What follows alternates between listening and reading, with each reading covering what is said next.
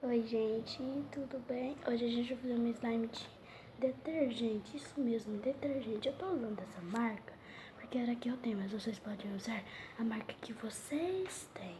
Qualquer marca dá certo. No recipiente a gente vai colocar o detergente. Caiu, não repare. E o tamanho desse slime vai ser o tanto de detergente que você colocar. O meu vai ser só assim, tá, gente? Porque o detergente é da minha avó, né? Ela nem sabe que eu peguei o detergente dela. E agora, uma clara de ovo. O meu já está... aberto, gente. Isso mesmo, vocês vão colocar a clara de ovo. Só a clara, gente. A gema não vai.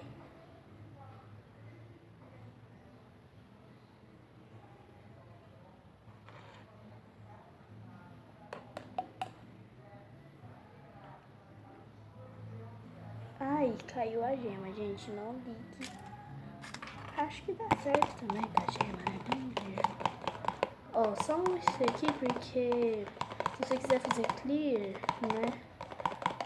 Então, gente, vocês podem pôr corante se quiserem, né? Mas eu não vou pôr porque tira um pouco o ponto. E o ovo deixa mais escuro. Quando vocês têm que misturar bem, ó.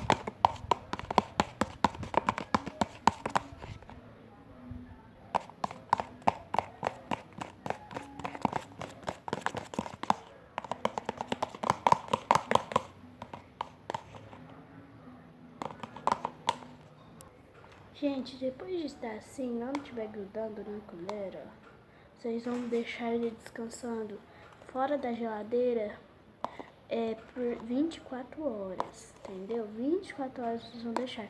Depois vocês vão pegar e ele vai estar ótimos. Então, gente, esse foi o vídeo de hoje. Espero que vocês tenham gostado e até o próximo vídeo. Tchau!